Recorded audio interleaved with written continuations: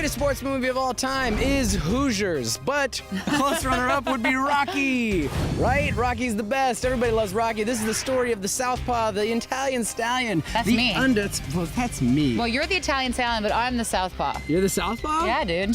Check out my mic, y'all. You're what? What? South Jersey, South Camden, Southpaw. You know what I mean? The great thing about Rocky is it's a movie that has been so often like parody, even by its own sequels, that you forget that the movie itself is not.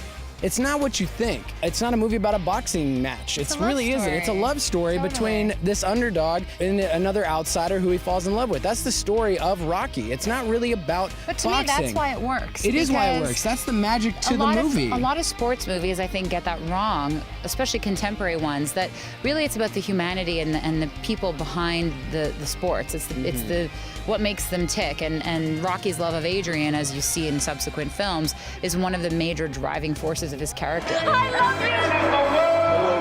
It's one of the great sports underdog films. I think it's on top 10 lists and top 100 lists all over the place.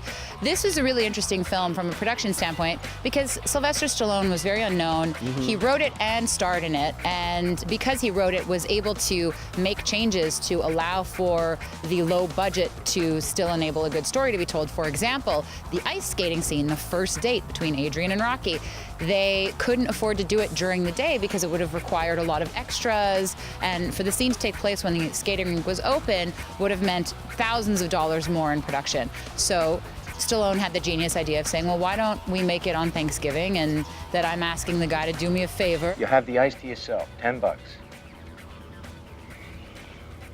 Give her the plates. It's a great moment, and actually it's so interesting how small budgets can often inspire really genius choices in filmmaking, because had this taken place during the day at a busy skating rink, it wouldn't have had the same magnetism as a scene, because the fact that he convinced the guy and they only had 10 minutes on the rink and it's completely empty really adds an evocative feeling to the scene. Why do you want to fight?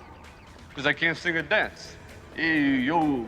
So I always like those little tidbits. Yeah, it's awesome. And the setup is I think my favorite line in the movie, when he's like, "You want to go ice skating?" and she's like, "It's Thanksgiving." He's like, "Maybe to you, it means it's just Thursday, right?"